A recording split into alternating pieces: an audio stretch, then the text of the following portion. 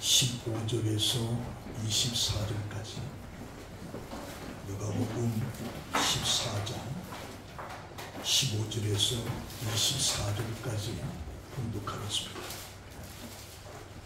함께 먹는 사람 중에 하나가 이 말을 듣고 이르되 무릇 하나님의 나라에서 떡을 먹는 자는 복되도다 하니 이르시되 어떤 사람이 큰 잔치를 베풀고 많은 사람을 청하였더니 잔치할 시각에 그 청하였던 자들에게 종을 보내어 이르되 오소서 모든 것이 준비되었나이다 하매 다 일치하게 사양하여 한 사람은 이르되 나는 밭을 샀음에 아무래도 나가 보아야 하겠으니 청컨대 나를 양해하도록 하라 하고 또 한 사람은 이르되 나는 소 5겨리를 샀음에 시험하러 가니 청컨대 나를 양해하도록 하라 하고 또 한 사람은 이르되 나는 장가 들었으니 그러므로 가지 못하겠노라 하는지라.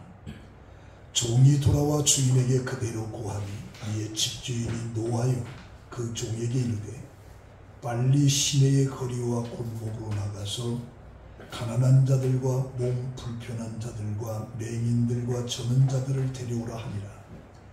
종이 이르되 주인이여 명하신 대로 하였으되 아직도 자리가 있나이다. 주인이 종에게 이르되 길과 산을 타리로 나가서 사람을 강권하여 데려다가 내 집을 채우라. 내가 너희에게 말하노니 전에 청하였던 그 사람들은 하나도 내 잔치를 맛보지 못하리라 하였다 하시니라. 아멘. 봉독한 말씀을 가지고 내 집을 채우라 라고 하는 내용으로 함께 은혜를 받습니다. 현재 세계에서 벌어지고 있는 현상을 하나로 요약하면 분노라라고 표현합니다. 잔혹한 테러와 우경화에 대한 어떤 민족주의, 그리고 편집증적 분노, 폭력, 강자의 횡포함, 자원을 담보로 해서 횡포함으로 세계의 경제 질서를 무너뜨리는 이런 현 상황을 우리가 분노하라. 소련과 우크라이나의 전쟁으로 세계가 낙담과 좌절을 넘어 분노가 세계적으로 분출하고 있습니다. 이런 현상을 어떤 사람들은 문명의 충돌이라고 이야기하고 있습니다. 판카지 미슈라라고 하는 사람이 분노의 시대라고 하는 책에서 현재의 분노는 서구에서 근대 세계가 태어날 때 숙명적으로 잉태된 오래된 감정의 재현이라고 말하고 있습니다. 자신의 이익을 극대화하고 똑같은 것을 열망하라고 부추기는 동질적인 세계 시장에서 밀려나고 버림받은 인간이 느끼는 분노가 갑자기 태어난 것이 아니라는 얘기입니다. 그렇다면 이 분노의 세계에서 치유의 길이 대체 무엇이냐? 이 분노와 용서라고 하는 시카고 대학 철학부 교수 마산 누스바움이라고 하는 사람이 지은 책인데, 우리가 사는 사회는 분노를 주체하지 못하고 폭력적인 방식으로 분출하는 사람들이 주위에서 쉽게 볼 수 있다. 사랑하는 사람에게 폭력을 휘두르고 상관없는 사람에게까지 묻지마 범죄를 저지르고 있다. 요즘 보면 살인은 남자만이 하는 시대가 아니다.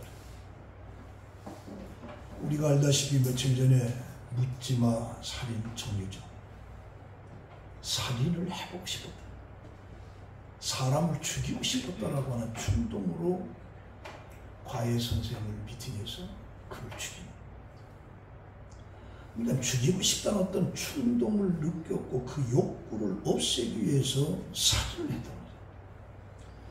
그래서 정신과에서 이 사이코패스 조사를 했더니 그 정유정이가 28점이 나왔습니다. 28점은 엄청나게 센 거예요.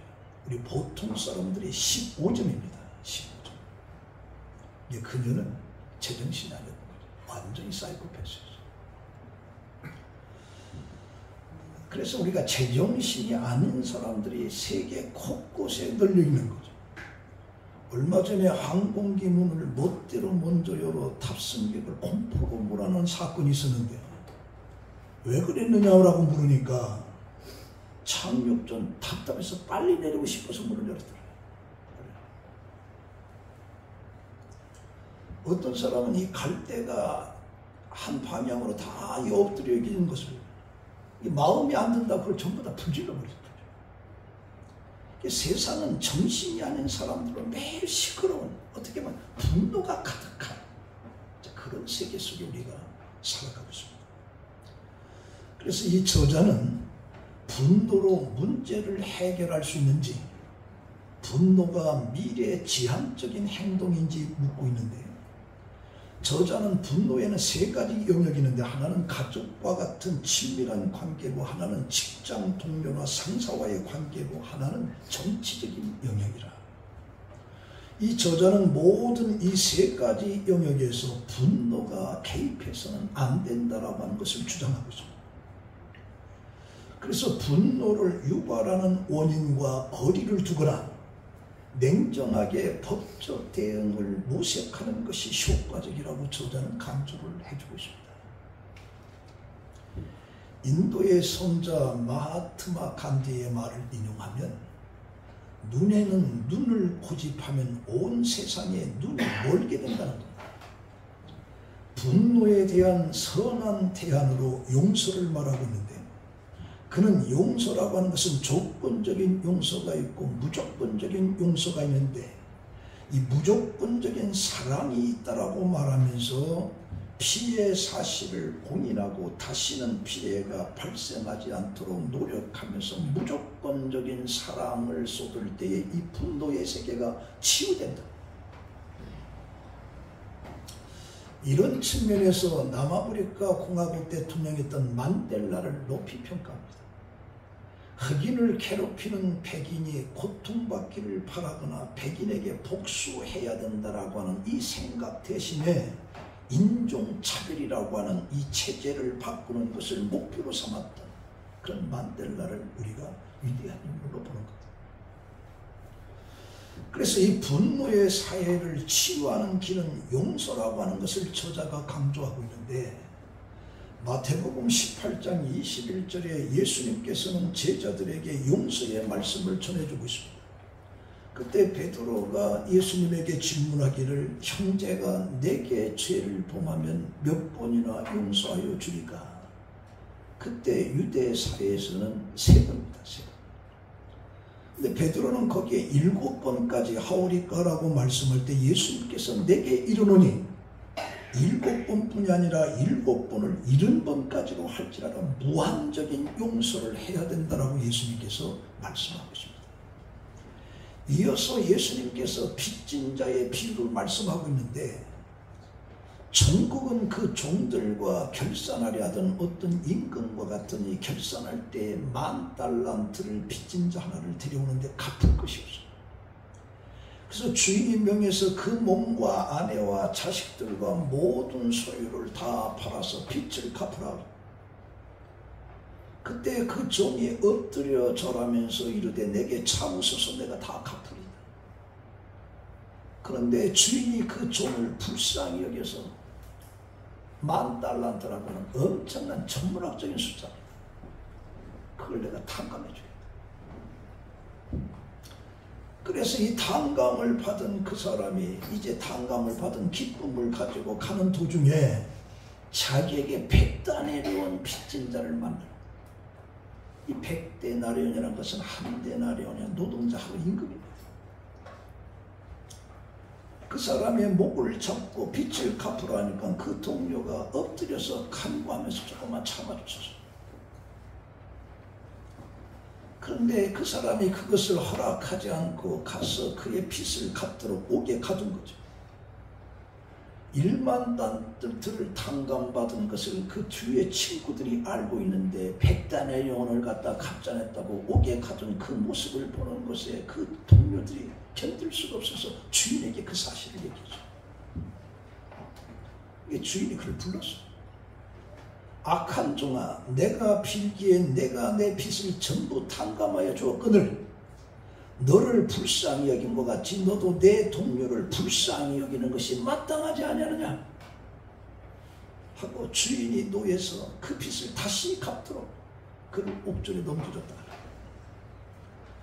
그러면서 너희가 각각 마음으로부터 형제를 용서하지 아니하면 나의 하늘 아버지께서도 너희에게 이같이 하시리라. 내가 너에게 용서해 줬는데 너희가 용서해 주지 않으면 내가 너와 같이 이렇게 하겠다. 그래서 용서라고 하는 것은 우리 기독교의 핵심입니다. 우리가 죄인으로 죽어야 하지만 하나님으로부터 용서를 받았으니 서로 용서하는 것이 당연하다라고 하는 거죠. 그래서 용서만이 이 분노의 사회를 치유할 수 있는 것이라고 성경은 강하게 강조합니다.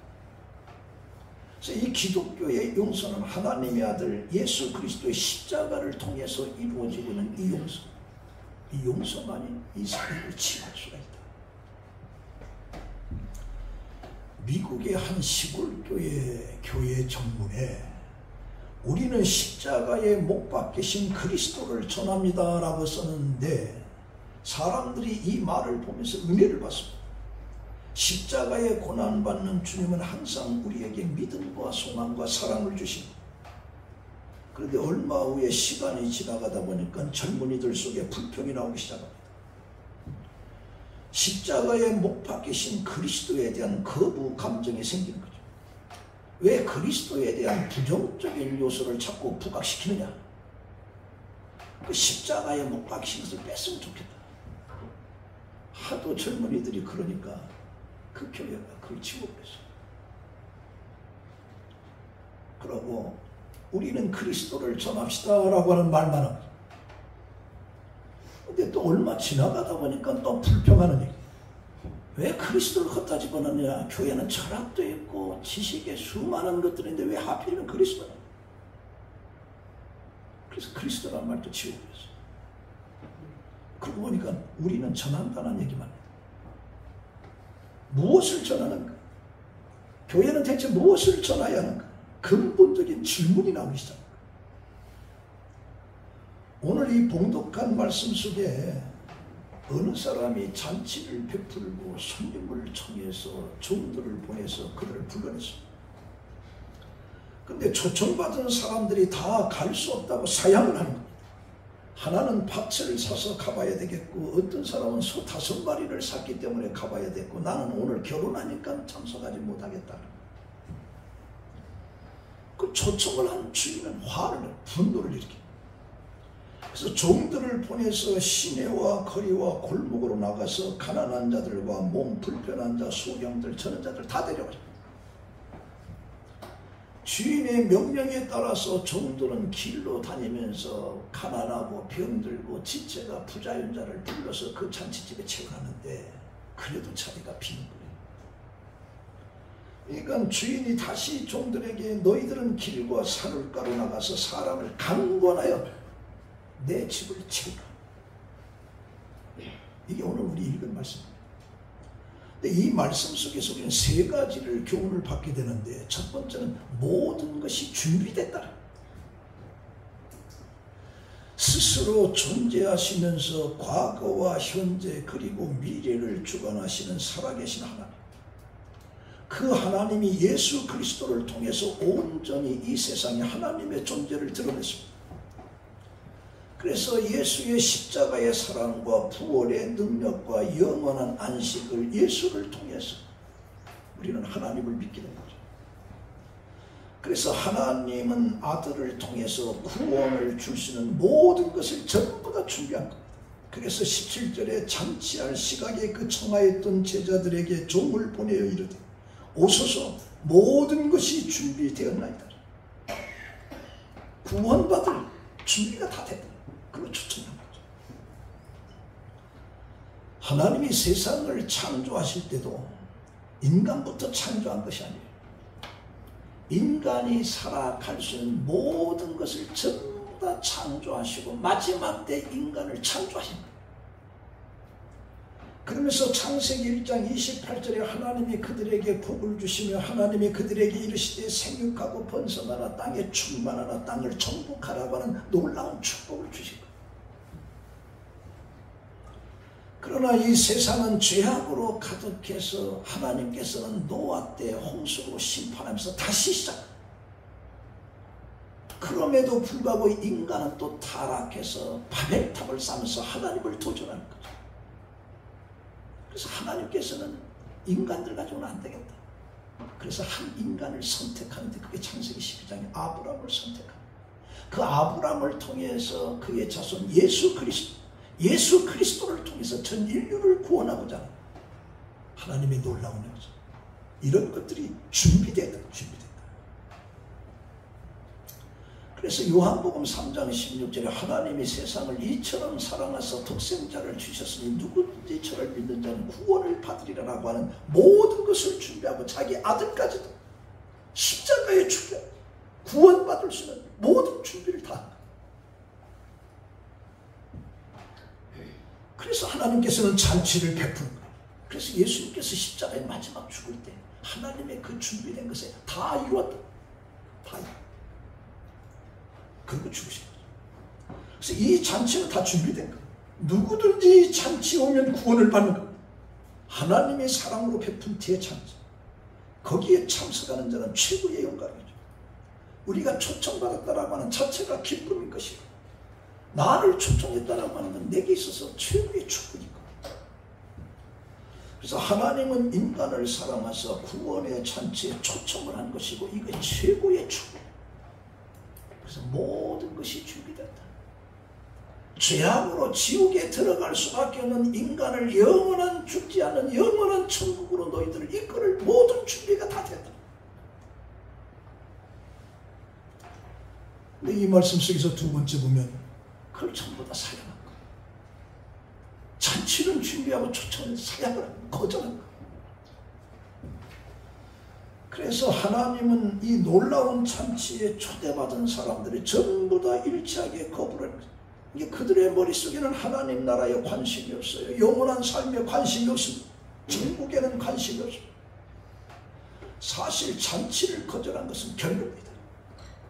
잔치를 거절한 것은 결례. 초청한 사람을 무시하는 인격적인 무덤입니다. 그래서 이 비유에서 잔치의 청함을 받고도 오지 않은 사람들은 예수 그리스도를 배척한 유대인들을 가리키는 것입니다. 그리고 뒤에 데려온 사람들은 이방인을 가리키는 하나님의 부르심을 받은 거죠. 그러면 여기서 초청받은 사람들이 거절한 것은 눈앞의 이익에만 관심이 있었던 거죠. 하나님이 베풀어 주신 그 잔치에는 관심이 없어요. 온통 세상에만 관심이 있는 거죠. 그래서 본문 속에 거절한 사람은 밭을 사고 소를 살아가고 장가를 가는데 이 세 가지를 우리가 들여다보면 우리가 세상 속에서 살아가는 절대적인 필요성인 것입니다. 재산을 늘려야죠. 소도 사야죠. 남녀가 장가 결혼도 해야죠. 그러나 오늘의 수많은 사람들은 엄청난 이 구원이라고 하는 것보다 돈과 가정에 더 관심이 있어요. 물론 직장도 다녀야 되고 사업도 해야 되고 결혼도 해야 된다는 건 중요한 것이죠. 그러나 그것이 신앙보다는 앞설 수가 없다. 신앙보다는 앞설 수가 없다. 주님께서 말씀하시기를 먼저 너는 그의 나라와 그의 의를 구하라. 그래야만 이 모든 것을 너에게 더하시리라. 먼저 우리가 추구해야 될 것이다. 추구해야 될 것이다. 장가가는 것도 중요해요. 사업을 넓히는 것도 중요합니다. 그러나 그것보다 우선된 것입니다. 그 나라와 그 의를 먼저 구하라. 그러면 그 다음에 모든 걸 다 해주십니다.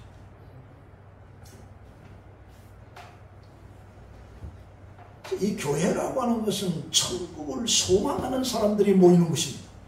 그래서 교회는 천국 자체라고. 천국은 하나님이 통치하는 나라입니다. 여러분들 교회는 목사가 하는 게 아니에요. 하나님이 하신 하나님. 이 성공께 누가 하나님이 하신 거예요. 하나님.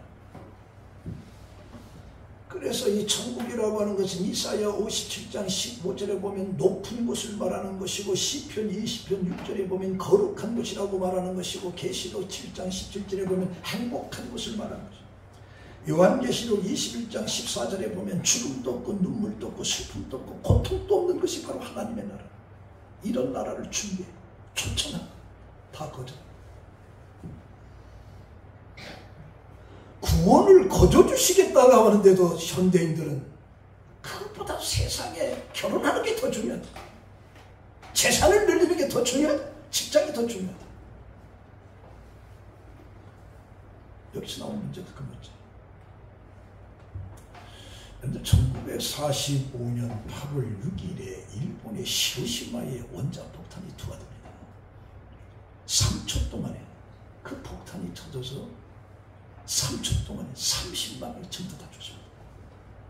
제가 그 히로시마를 가보니까 정말 엄청납니다. 그걸 기념관으로 그들이 봅니다. 그런데 이 원자탄이 어느 날 갑자기 떨어진 것이 아닙니다. 며칠 전부터 경고문을 식은 전단지를 하늘에서 뿌렸어요. 그리고 벽면에다 전부 다 붙였어요. 그러면서 뭐라고 하느냐, 여러분 1945년 8월 6일 오전까지 50리 바깥으로 전부 다 피하시고 그날 오후에 원자탄이 투하되면 살아날 사람이 하나도 없습니다. 그게 이미 다 선전포고를 다 했어요. 그런데 대부분 사람들이 이 경고문을 읽고 비웃은 거죠. 고숨을 친 겁니다. 어떤 사람은 반신반의했어요. 그리고 그 도시를 떠나지 않았습니다. 과연 무슨 일이 일어나는지 직접 두 눈을 확인하고 싶어서 일부러 피하지 않은 사람도 있어요. 어떤 사람은 설마 죽기 하겠냐. 그 방심이 화를 부는 거죠. 정작 그날이 되자 서쪽 하늘에서 비행기 한 대가 날아오더니 히로시마 상공을 몇 번이나 돕니다. 그런데도 그 사람들 쳐다보고 아무것도. 그때 투하돼. 3천만, 30만이 다 죽어버려요. 그 경고를 무시하고 피하지 않았던 사람들이 화를 입은 것이죠. 지금도 이 지구상에는 얼마나 많은 사람들이 하나님의 잔치를 배설해놓고 초청을 했는데도 불구하고 복음을 들으면서도 복음을 허구로 생각하고 예수를 믿어야만이 구원받는다라고 하는 이 복음을 그냥 농담으로 생각합니다. 저는 오늘 오면서도 그 분광동에 수많은 사람들이 등산각이 들어간 속으로 저 사람들이 교회 나가고 가지 너무 마음이 아프다. 너무. 그러고 결국에 원자탄이 다 죽어. 마지막 죽는 다 죽어. 그 다음에 세 번째는 강권하여 내 집을 채우라. 텅 빈 자리에 주인은 화가 나서 종들에게 강권해서 내 집을 채우라. 그래서 너희들은 가난한 자와 몸 불편한 자, 병인들을 다 데려오라.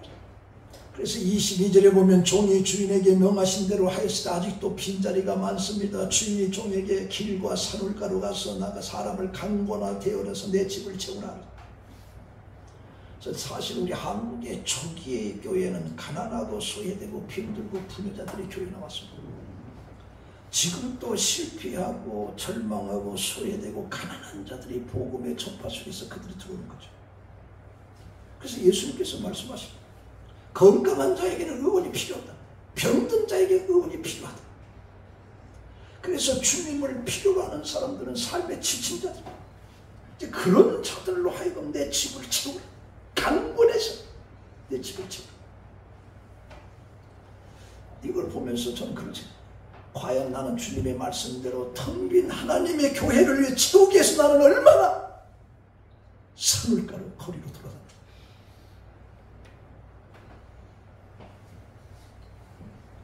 내 집을 채우라라고 하는 건 주님의 명령입니다. 성도의 의무이고 삶의 최선. 내 집을 채우기 위해서는 기도와 자기 확신과 전도로 땀을 흘려야 돼.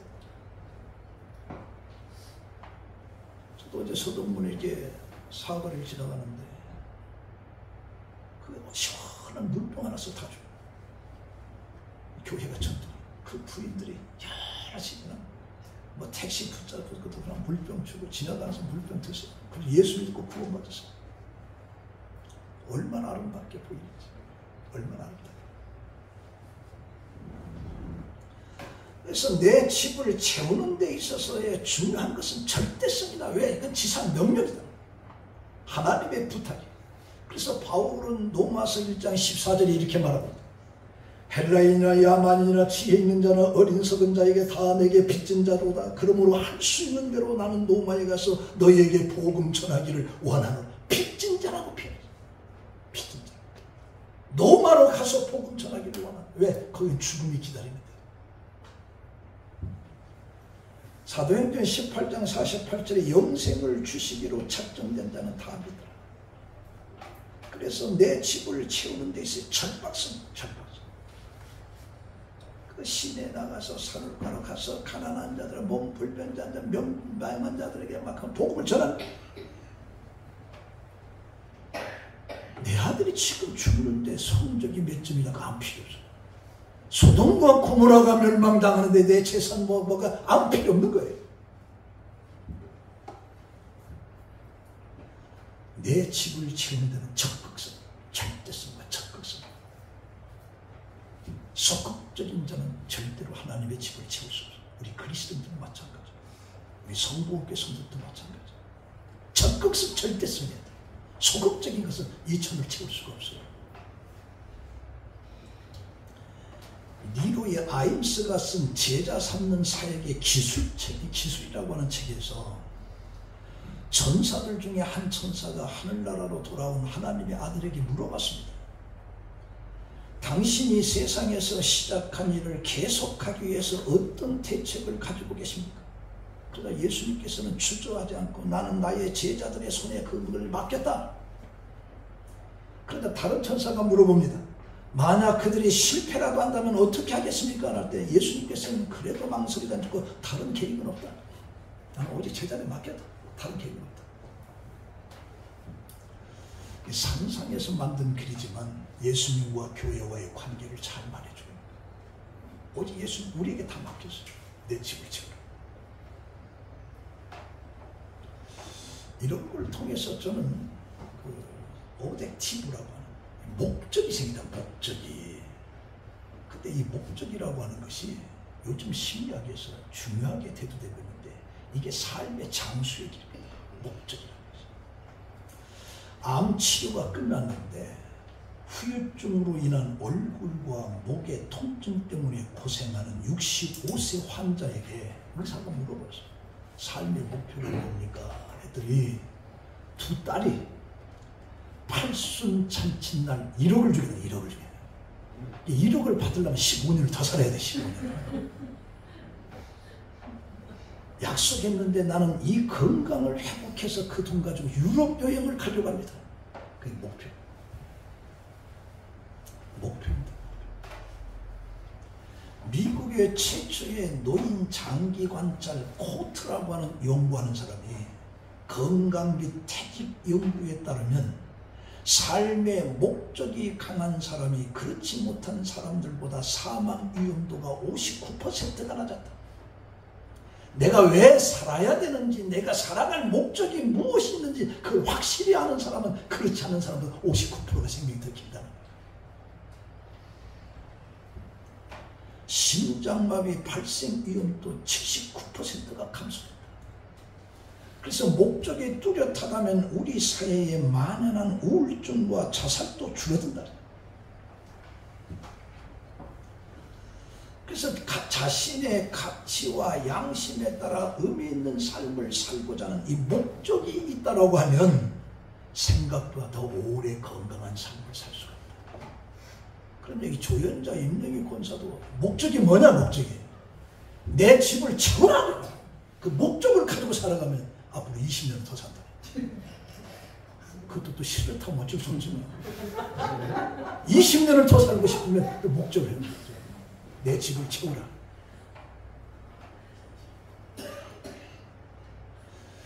미국에서 있었던 일입니다. 어떤 사람이 집집마다 찾아다니면서 전도지를 나눠주고 복음 전하는 일을 하는데 하루는 어떤 집 문 앞에 서서 그 집의 문을 두드렸어요.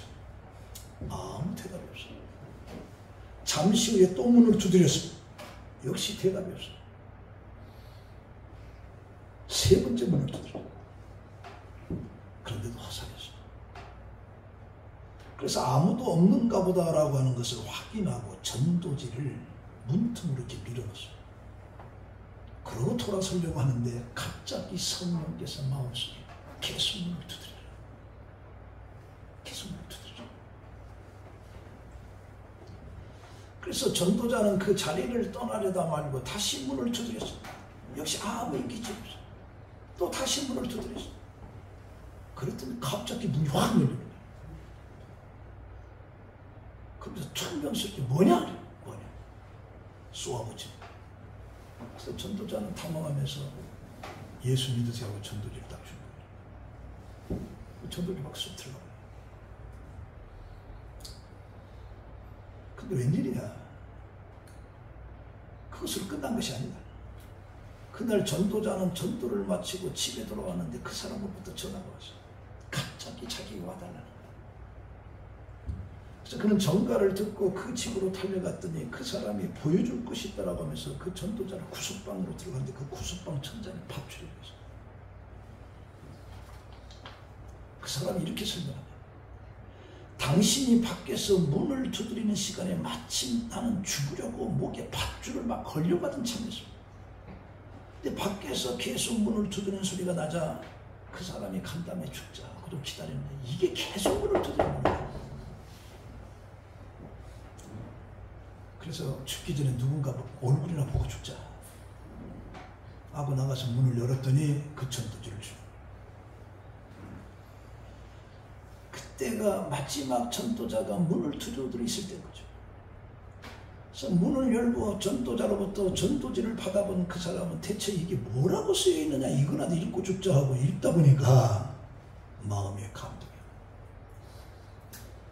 그걸 읽고 또 읽고 50번을 읽으면서 내가 죽어야겠다는 자살을 포기해야 된다. 그 얘기죠. 그 사람의 그 죽음의 순간에 이 전도지 한 장이 그를 구원으로 이끌어가는 놀라운 역사가 일어난 거죠.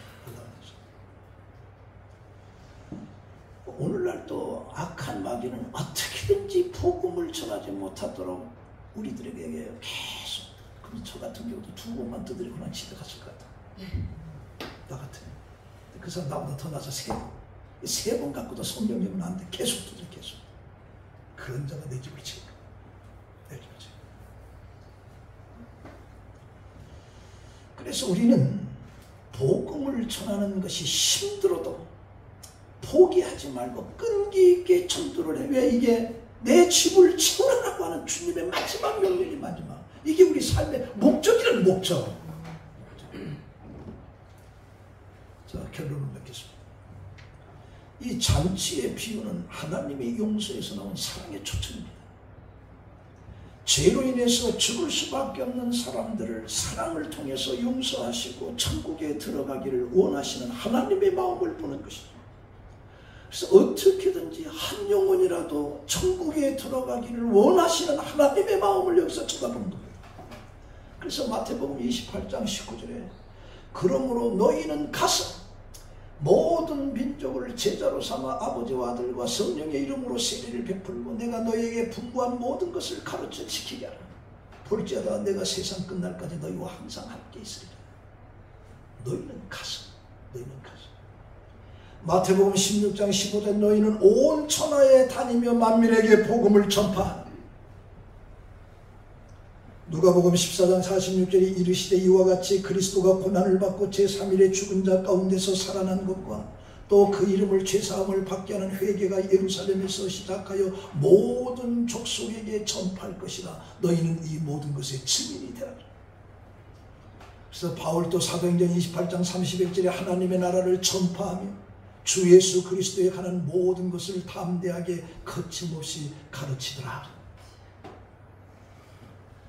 그래서 하나님께서는 지금도 여러분들의 마음속에 성령을 통해서 내 집을 채우라. 내 집을 채우라. 그것은 하나님께서 우리 인간들을 용서하고 구원하기 위한 사랑의 하나님의 마음을 읽는 거죠. 그래서 분노가 가득한 이 사회 속에서 우리는 용서라는 것을 가지고 하나님의 사랑의 메시지로 내 집을 채우라라고 하는 이 명령을 마음속에 새기면서 세상을 그렇게 살아가는 여러분들의 삶이 되기를 예수의 이름으로 축원합니다. 아멘. 기도하겠습니다. 하나님, 주님께서는 내 집을 채우라. 계속 우리 마음을 두드리고 있습니다. 근데 우리는 그것에 응답하지도 못합니다. 바쁘다라고 하는 이유로, 피곤하다는 이유로, 아는 것이 없다라고 하는 이유로, 여러 가지 이유를 들어서 내 집을 채우라라고 하는 주님의 말씀을 우리는 거부하고 지금까지 살아가고 있습니다. 하나님, 우리를 용서해 주시오. 내 집을 채우라라고 하는 그 주님의 말씀에 우리는 응답하면서 일생을 살아가는 우리 손목음 성도들이 되게 하여 주시옵소서. 예수님의 이름으로 기도합니다. 아멘.